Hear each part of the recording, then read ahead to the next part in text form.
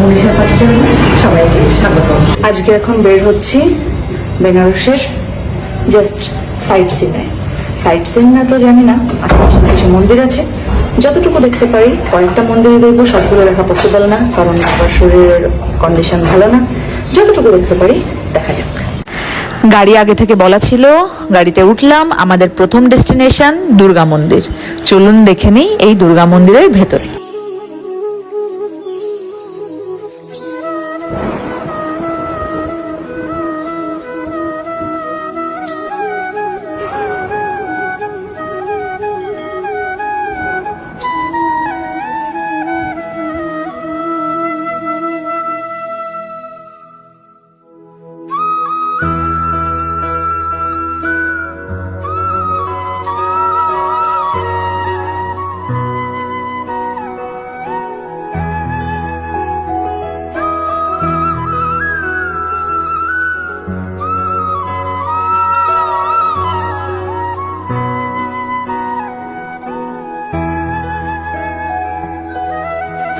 পরবর্তী ডেস্টিনেশন তুলসী মানস মন্দির, কিন্তু ভেতরে আমরা গেলাম না কারণ অনেকটা হাঁটতে হতো, বাবার কষ্ট হতো।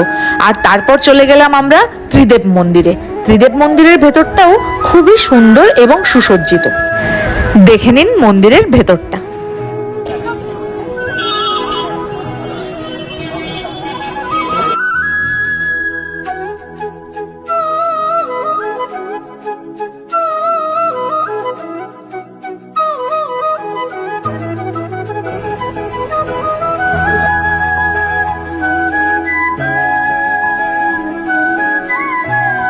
আর এই মন্দির থেকে বেরিয়ে গেলাম সংকটমোচন মন্দির, হনুমানজির মন্দিরে। কিন্তু মন্দিরে মোবাইল ব্যাগ অ্যালাউ না, যে কারণে সেগুলো জমা করে দিতে হলো, আর তাই আপনাদেরকে দেখাতে পারলাম না।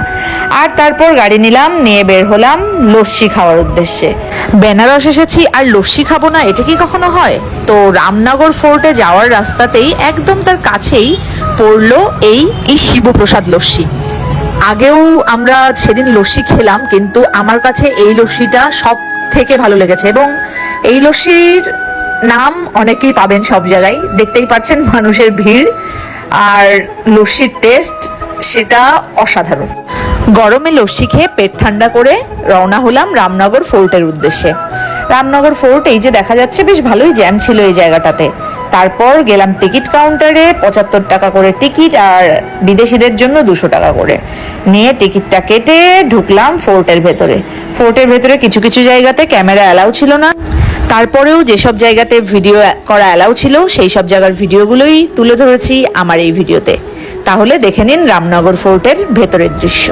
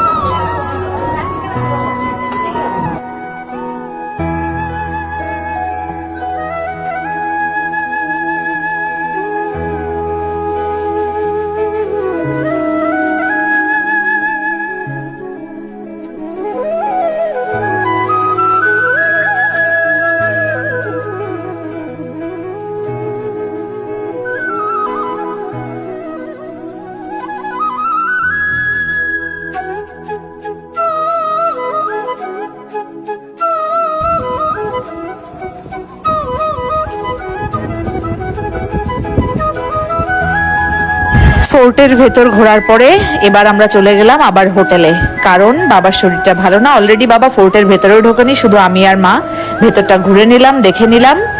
আর বিকালবেলায় আজই কাশী বিশ্বনাথের পুজো দেব। হোটেলে পৌঁছে ফ্রেশ হয়ে এখন যাচ্ছি ঠাকুরের দর্শনে। আজকেই ঠাকুরের পুজো দেবো। প্রথমে ভেবেছিলাম কাল দেবো, কিন্তু কাল সোমবার, অনেক ভিড় হবে তাই।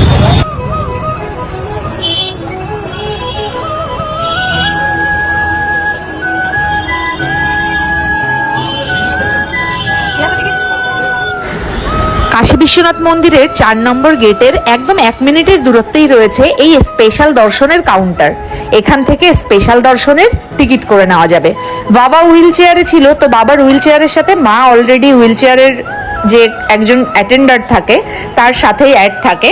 আর আমি করে নিলাম আমার একটা টিকিট 350 টাকা দিয়ে।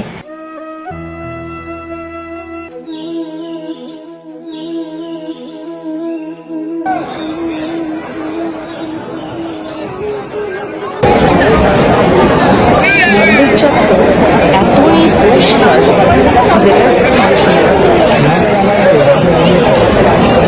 এই যে সব হচ্ছে, যদিও আমি ভিআইপি লাইন দিয়ে ঢুকেছিলাম এখান থেকে, ভিআইপি লাইনটা এখান থেকে ঢুকে, আর হুইল চেয়ারটাও আমি টিকিট করেছিলাম। আর যেটা জেনারেল লাইন সেটা হলো, দেখতে পাচ্ছেন এটা হলো জেনারেল লাইনটা, আর এইদিকে করেছে অন্য নতুন কনস্ট্রাকশন।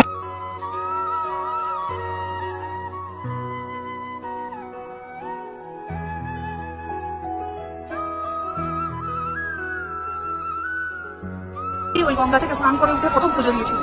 হ্যাঁ, ওই যে ওই রাস্তা দিয়ে উঠেছিল, ওই পাশে হলো গঙ্গা।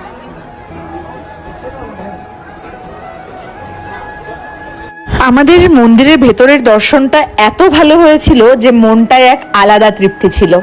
তারপর মন্দিরের ভেতরের যে নতুন সব কনস্ট্রাকশন হয়েছে সব মন্দিরগুলো ঘুরে দেখলাম, চারিদিকটা ঘুরে দেখে শুনে আবার চললাম হোটেলে। কাল সকালে যাব আশিঘাটে স্নান করতে। এই যে রাতের আর ভিডিও করা হয়নি, সকালবেলায় চলে এসেছি আশিঘাটে স্নান করতে।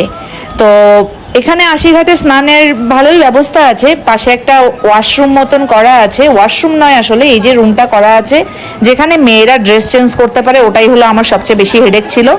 তো ওটাই আমার দেখে ভালো লাগলো।